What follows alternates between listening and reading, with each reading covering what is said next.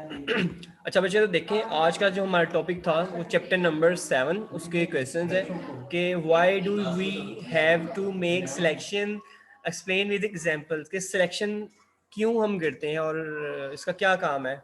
अगर हम ना भी सिलेक्शन करें तो इससे क्या चीज़ होगी। ओके, तो ये चीज़ मैं आपको समझाता हूँ। 9th क्लास में ये बड़ी डिटेल में लिखा हुआ, उस चीज़ से दे के मैं आपको समझाता हूँ, ठीक है, कि सिलेक्शन क्या होती है। ये देखें, अगर आप इस एग्जाम्पल को देखेंगे तो यहाँ पे जैसे देखें हमारे पास ये वाली एग्जाम्पल है, 7 वाली एग्जाम्पल। तो सबसे पहले हमने क्या किया, यहाँ पे स्टार्ट किया, उसके बाद हमने एक वैल्यू इनपुट किया, उसके बाद ये कुछ प्रोसेसिंग की है। तो अब हमने कुछ सिलेक्ट करना है कि आइदर हमारा पाथ ये होगा या फिर हमारा पाथ क्या होगा, ये वाला पाथ होगा। ठीक है, हमने मल्टीपल चीज़ों में से कुछ सिलेक्ट करना होता है। और क्यों करना होता है, जैसे ये हमारे पास एक फ्लो चार्ट बना हुआ है, उसका काम क्या है कि हमें इवन नंबर बताएगा या फिर ऑड नंबर बताएगा। तो डिपेंड ऑन के क्वेश्चन है इनपुट हमने क्या किया हुआ है। ठीक है, ये देखें, सबसे पहले हमने कोई इनपुट होगा नंबर, उसके बाद हम उसको चेक करेंगे। चेक करने के बाद अब हमने पता लगाना है कि either this number is odd और दिस नंबर इज इवन। तो कैसे पता चलाएंगे, with the help of selection. Okay, फिर देखें ये क्वेश्चन था आपका कि we have to make selection because there are many occasions where we have to choose from 2 और मोर एक्शन। हमारे पास 2 एक्शन भी हो सकते हैं, 2 से ज्यादा भी हो सकते हैं। तो इस वक्त ये जो एग्जांपल है हमारे पास, इसमें कितने एक्शन है, हमारे पास 2 है। This is first one and this is second one. Okay, अगर आपको मैं लेंथी एग्जांपल दिखाऊं तो उसमें ज्यादा सिलेक्शंस भी होते हैं। देखें हमारे पास ये हमारे पास सिलेक्शन है, इसमें दो टू तरफ आप मूव कर रहे हो, यहाँ पे भी मूव कर सकते हो, यहाँ पे मूव कर सकते हो। इसी तरह यहाँ पे देखें, आप इधर भी मूव कर सकते हो और इधर भी मूव कर सकते हैं। इसी तरह इस बॉक्स को देखें तो आप इधर भी मूव कर सकते हैं और इधर भी मूव कर सकते हैं। लेकिन जब हम ये डायमंड यूज करें, इसमें बेसिकली हम 2 तरफ ही मूव कर सकते हैं, 2 वेज होते हैं। तो जब हमारे पास ज्यादा सिलेक्शंस होती हैं तो फिर हम क्या यूज करते हैं, हम ये बॉक्सेस ज्यादा यूज कर लेते हैं। लेकिन इसका पर्पस क्या होता है, सिलेक्शन। ओके, तो जहाँ पे भी सिलेक्शन होगी हमें ये यूज़ करना पड़ेगा। और आई होप कि आपको थोड़ा सा सिलेक्शन का आइडिया होगा कि सिलेक्शन क्या होता है। कि जब हमारे पास 2 या 2 से ज़्यादा चीज़ें होती हैं, उसमें से हमने सिलेक्ट करनी है सिंगल, तो हम क्या यूज़ करते हैं, सिलेक्शन यूज़ करते हैं। ओके, तो इसकी डेफिनेशन दोबारा देखते हैं। We have to make selection because there are many occasions where we have to choose from 2 और मोर एक्शंस। ठीक है, ये इसकी डेफिनेशन हो गई, जो कि ये फर्स्ट पार्ट था क्वेश्चन का कि why do we have to make selections, ये इसका आंसर हो गया। अब एग्जांपल इसमें क्या इसने दी हुई है, we when we want to buy clothes, मतलब हम क्लोथ्स बाय करने जाते हैं, we have to select from several styles. अब हमारे पास मल्टीपल स्टाइल्स पड़े हैं सामने और उनके डिजाइन भी है, लेकिन हमने सिलेक्ट करना है, सपोज 1 सिलेक्ट करना है। तो अब ये भी इसकी एग्जांपल होगी ना, तो इसकी फर्स्ट एग्जांपल है। ठीक है, कि हम बाय करने के क्लोथ, वहाँ पे डिफरेंट वैरायटी थी, डिफरेंट स्टाइल से डिफरेंट डिजाइन थे, उसमें से हमने कितना जो है सिलेक्ट करना है, सिंगल सिलेक्ट करना है। ठीक है, ये फर्स्ट एग्जांपल हो गया। सेकंड एग्जांपल क्या है इसका, when we compose a document on word processor. जब हम वर्ड प्रोसेसर पे जाते हैं तो हमारे पास काफ़ी ज़्यादा वैरायटी होती है, कलर्स की भी और फॉन्ट स्टाइल्स की। क्या मतलब, ये देखिए मैं आपको दिखा देता हूँ। सपोज ये देखिए मैं MS वर्ड में आया, ये देखें ये स्टाइल्स है हमारे पास, किस तरह से लिखना है, इसमें से मैं कितने सिलेक्ट कर सकता हूँ, सिंगल कर सकता हूँ एक वक्त में। ये हमारे पास साइजेस हैं फ़ॉन्ट के, हम कितने सिलेक्ट कर सकते हैं सेम टाइम पे, सिंगल कर सकते हैं। ओके, इसी तरह ये कलर्स होते हैं, हम कलर्स अगर अप्लाई करना चाहें तो कलर्स भी अप्लाई कर सकते हैं, मल्टीपल है, लेकिन सेम टाइम में कितने कर सकते हैं, सिंगल कर सकते हैं। ओके, तो ये सारी भी किसकी एग्जांपल है, सिलेक्शन के मल्टीपल थिंग्स हैं हमारे पास, लेकिन हम सेम टाइम पे कितना कर सकते हैं, single. This is called selection. Okay, तो और ये आंसर होगा किसका, ये फर्स्ट क्वेश्चन का, कि why do we have to make selection. ये फर्स्ट पार्ट था, यहाँ से लेके यहाँ तक, एक्शन तक। ओके, फिर इसमें 2 एग्जांपल दी थी, 2 में से कोई आप एक भी याद कर सकते हो। यहाँ तक थी फर्स्ट एग्जांपल, उसके बाद यहाँ से लेके एंड तक थी सेकंड एग्जांपल। ओके, यहाँ तक एंड तक। Now second question is what is condition. Condition क्या होती है। ओके, सपोज हमने कोई भी काम करना है, जैसे हम कहते हैं जी हमारी क्लासेस जो हैं वो ऑनलाइन चलेंगी, इसकी कंडीशन क्या है जी, कि सपोज लॉकडाउन लगा हुआ है, लेकिन हमारी क्लासेस जो है ऑफलाइन होंगी, मतलब यहाँ पे होगी क्योंकि लॉकडाउन नहीं है। ये कंडीशन है, इसकी बेस पे काम होगा जी। एक हमारे पास नंबर है, either this number is even और ऑड, कैसे पता चलेगा? इसके इसलिए कोई कंडीशन होनी चाहिए, क्योंकि जैसे समझाना है इंसान को, इसी तरह कंप्यूटर को भी तो समझाना है ना। तो कंप्यूटर को भी समझाने के लिए कोई ना कोई कंडीशन होती है। जैसे मैं आपके सामने ये लिखता हूँ एक कंडीशन, उसको देख के आपको आइडिया हो जाएगा। जैसे एक रियल एग्जांपल भी है आपके सामने कि मैंने आपका माइक इस वक्त ऑफ किया हुआ है, ओके, आप लोग ऑन नहीं कर सकते, क्यों? क्योंकि कंडीशन इस वक्त मैंने लगाई हुई है कि सिर्फ मैं ही आपका माइक ऑन कर सकता हूँ। सपोज एक नंबर है 12, चेक करना है either this number is positive और नेगेटिव या फिर जीरो। 3 चीजें हमारे पास, या तो वो क्या होगा जीरो, या फिर क्या होगा हमारे पास वो नेगेटिव नंबर होगा। सपोज ये देखें इस तरह मैं लिखता हूँ, और अगर पॉजिटिव होगा, तब मैथ में आप लोगों ने पढ़ा कि कोई भी चीज़ है जो जीरो के राइट साइड पे होती है वो क्या होती है? पॉजिटिव होती है। लेकिन जो जीरो के लेफ्ट साइड पे चीज़ होती है वो क्या होती है? नेगेटिव होती है। ओके, ये चीज़ आपने पढ़ी है। तो ये हमारे पास एक कंडीशन आ गई कि हम चेक करेंगे इस नंबर को कि वो जीरो के किस साइड पे लाई करता है। तो जीरो जो है वो राइट साइड पे आता है, 12 इस साइड पे कहीं होगा। So that's why this number is greater than zero. अच्छा, अगर हमारे पास नंबर होता सपोज -12, अब हमने पता लगाना है क्या ये नंबर जीरो है, पॉजिटिव है या नेगेटिव है। तो हम इस चीज को देखते, अच्छा नेगेटिव है, इट मीन ये जीरो या इसके राइट साइड पे तो कभी नहीं मिलेगा। हम लेफ्ट साइड पे मूव करेंगे करेंगे और यहाँ पे कहीं हमें -12 मिलेगा। So that's why this is negative number. तो ये क्या था? हमारे पास कंडीशन थी। तो इसी तरह जब भी हमने सिलेक्शन करनी हो, जब हमें सिलेक्शन भी करनी हो, तो हम किसी ना किसी बेस पे करते हैं। उस बेस को हम क्या कहते हैं? कंडीशन। उस स्टेट को या उस बेस को हम क्या बोलते हैं? कंडीशन। सपोज मैंने लैपटॉप ऑन किया, वो ऑन होगा या नहीं होगा, इट डिपेंड्स ऑन बैटरी, कि इसमें बैटरी भी है कि नहीं है, या अगर बैटरी नहीं भी है तो क्या वो चार्ज पे लगा हुआ है। इस चीज को क्या बोलते हैं? कंडीशन। ओके, हमारी क्लास थी आज 10:30 पे, तो अगर 10:30 हो गए तो क्लास होगी, अदरवाइज नहीं होगी। तो 10:30 क्या थी हमारे पास? Condition. Okay, this is called condition. A condition is a state that must be achieved for a certain event to take place। कि अगर हमने कोई काम करना है तो इस चीज को लाजमी सेटिस्फाई होना चाहिए। किस चीज को? कंडीशन को। अगर वो सेटिस्फाई होगा तो आपका रिजल्ट आएगा, अदरवाइज जो रिक्वायर्ड रिजल्ट है वो नहीं आएगा। ओके, सपोज यूजर नेम और एक पासवर्ड, ये काफ़ी यूनिक सी चीज़ है। एक होता है यूजर नेम, एक होता है पासवर्ड। तो अगर हमारा यूजर नेम ठीक है, ओके, ये वाली चीज़ जो है ना वो क्या होनी चाहिए? ट्रू होनी चाहिए। और इसी तरह हमारा जो पासवर्ड है वो भी क्या होना चाहिए? ट्रू होना चाहिए।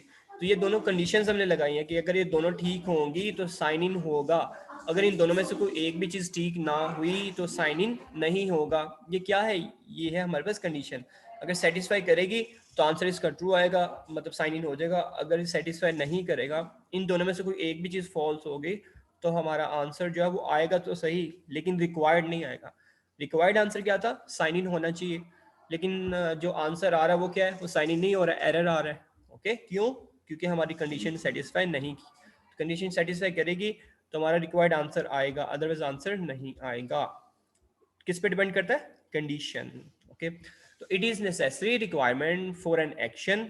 कोई भी हमने एक्शन करना है ये लाजमी हमें चाहिए होता है। कंडीशन डिस्क्राइब्स अ थिंग, ये कुछ चीज़ों को बताता है, that must happen before we can take an action. और जब हमने कोई एक्शन लेना उससे पहले हम ये करते हैं, मतलब हम कंडीशन बाद में नहीं लगाएंगे, पहले हमने चीज़ करनी है उसके बाद कंडीशन नहीं लगाएंगे।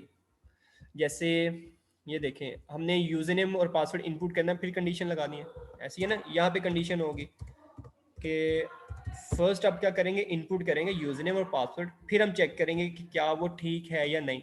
ऐसे थोड़ी करेंगे कि कंडीशन हम ऐसे करें, इसको यहाँ से उठाएं और हम यहाँ पे लगा दें, ठीक है, कि पहले मैं चेक कर रहा हूँ यूजर नेम और पासवर्ड ठीक है कि नहीं है। वो इनपुट करेंगे तो चेक करेंगे ना, इनपुट मैं बाद में कर रहा हूँ, तो ये चीज़ क्या होगी? गलत होगी।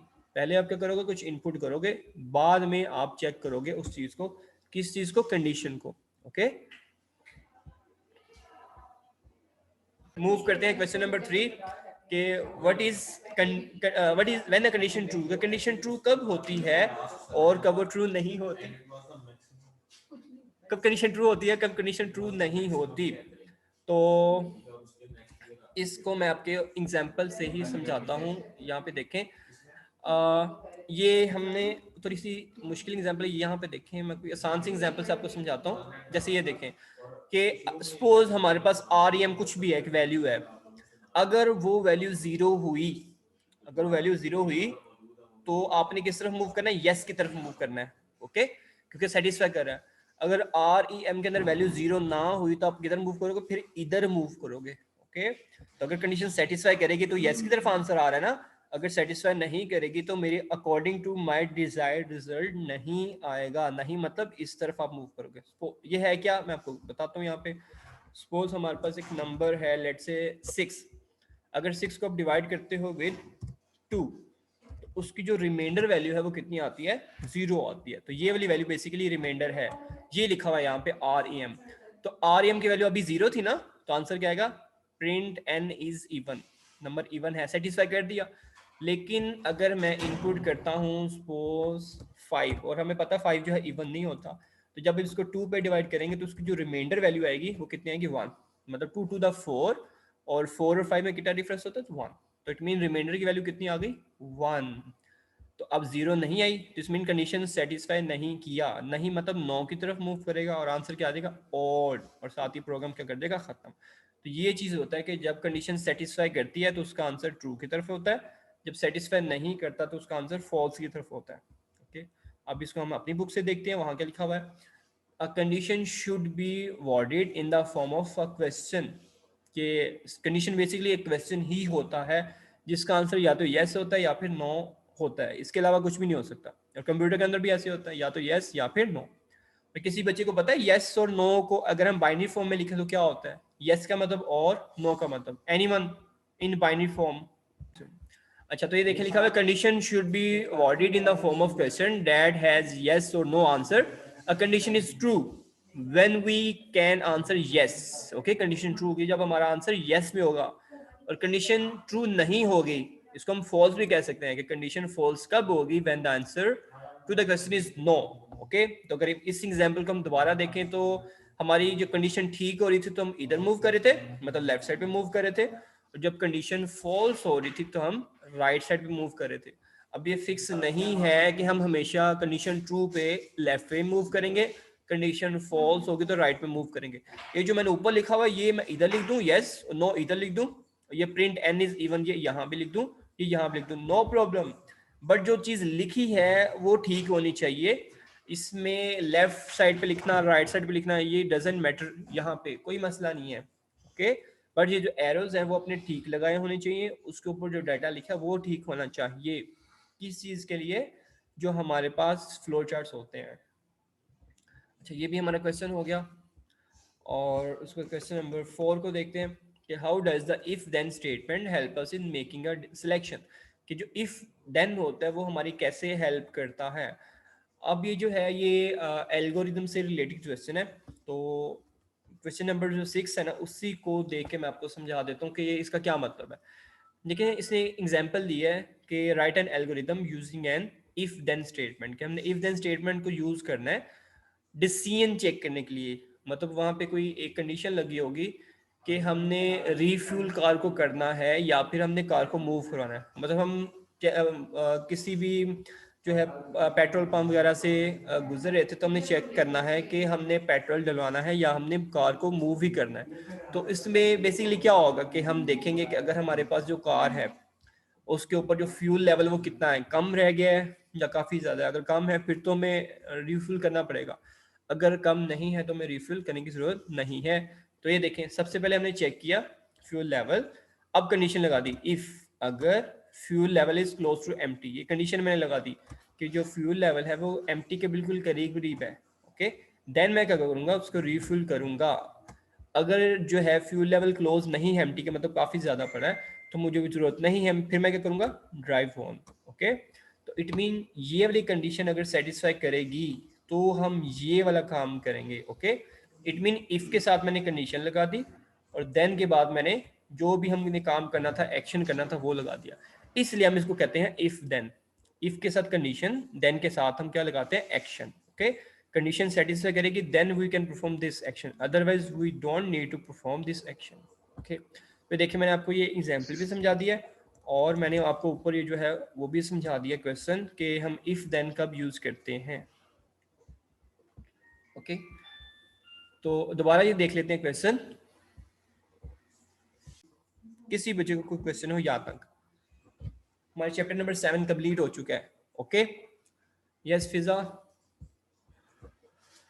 जी जी सर, मैंने ये कहना था, आपसे पूछना था कि पेपर में जब आप हमें फ्लो चार्ट देंगे तो हमने ये flow chart as it is ऐसे ही बनाना है, या फिर हमने मतलब आपने बना हुआ देंगे तो हम उसमें लेबलिंग वगैरह करेंगे?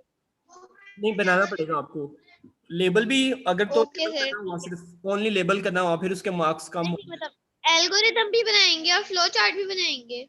जी जी जी, लेकिन आपको क्वेश्चन यही आएगा, फिर मैं कोई आउट ऑफ सिलेबस क्वेश्चन नहीं दूंगा। ओके, ठीक है सर। और कोई क्वेश्चन?